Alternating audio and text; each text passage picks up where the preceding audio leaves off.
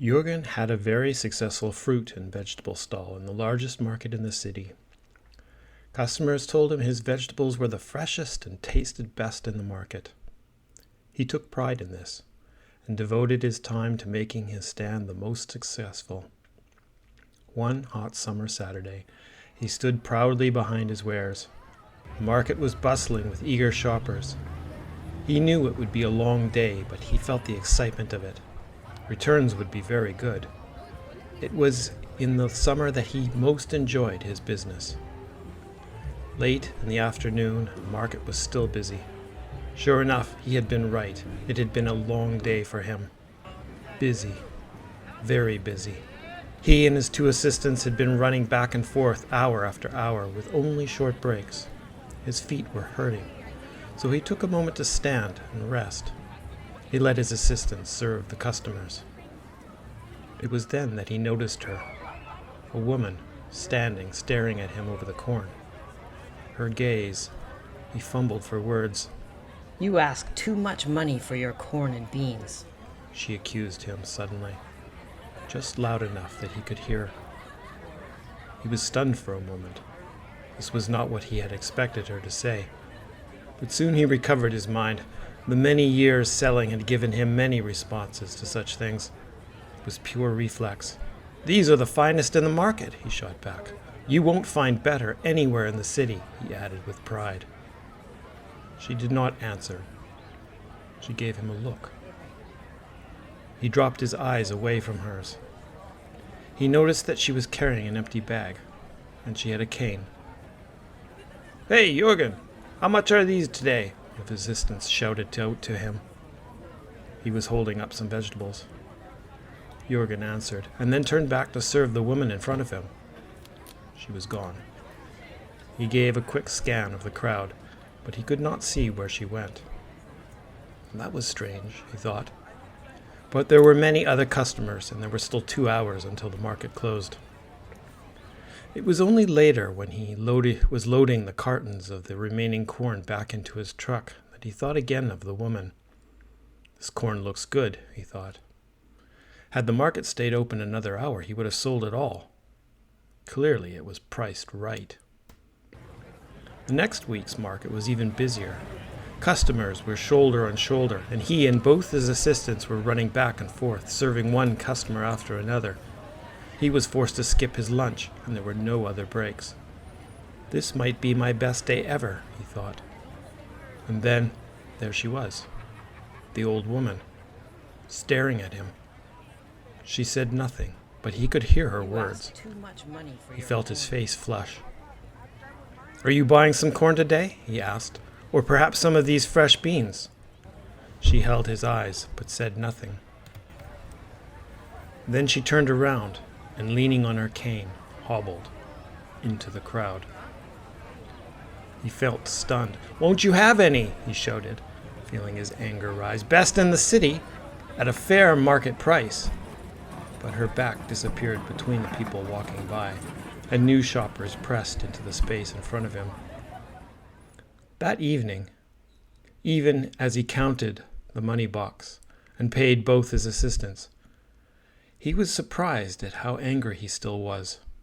Why? An old woman? This made no sense to him. He would forget it. It was nothing. And yet he did not forget it, or her. On the contrary, he thought about her all week.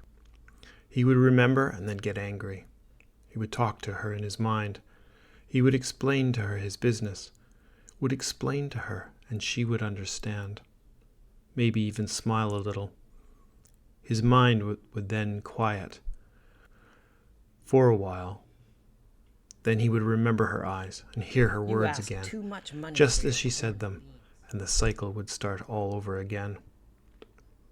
The week passed slowly for Jürgen, with his mind ever hovering over the woman and their next meeting. He even had trouble sleeping.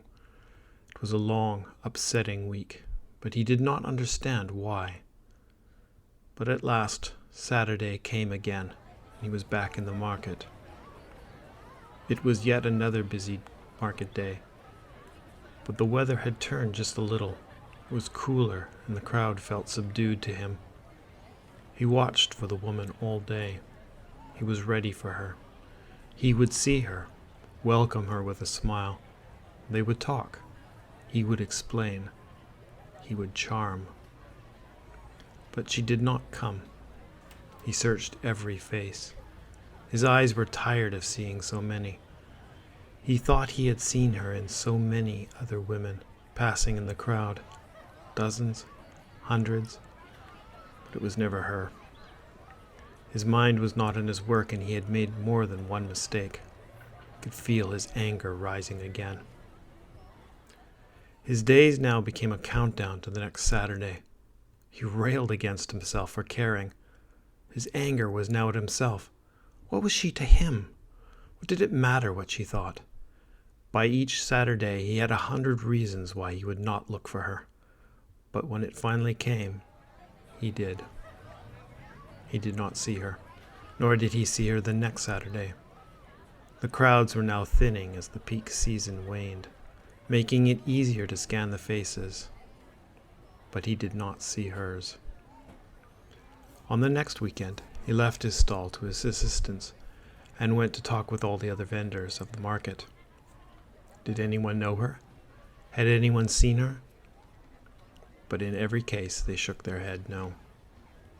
Maybe they knew of a person like the one he described, but they did not recall seeing her that day, or even in the last few weekends. It was so hard, so many faces that were like hers. Who could remember? His anger was now spent. It had boiled through the summer, but now the cool fall weather had put it out. Instead, he spent a lot more of his time thinking about his business, his life. He found this strange, too. So many questions were running through his mind which had never been there before. And still he remembered her. Despite himself, his mind fell into easy conversations with her. In his imagination he talked. She would nod or frown, and occasionally smile warmly. Their conversations had started over corn and beans, but now they ranged over everything under the stars. Triumphs and regrets, memories, fears, the little joys of each moment, loneliness. And so it was the last market of the season, before the winter break. He no longer looked for her. In his heart he knew that he would never see her again. They would only now have imagined conversations. He was at peace with this. For him, life had changed. He cared less for his business than he used to. Perhaps he would even pass it on soon. And he was okay with this, too. He did not understand why. It made no sense, really. But he would keep on trying to understand, until he did. At last, the final market was over and stood deserted. Nearly all of the other vendors had already packed up and left for the evening. He was alone and had only a few more boxes to load into his van before he finished the cleanup and went home. Resting for a moment, he scanned the empty marketplace and the tables and crates to be loaded. That's when he noticed it. An electric shock shot through him. There, leaning against a half-empty box of corn, where it should not be, was a short wooden cane.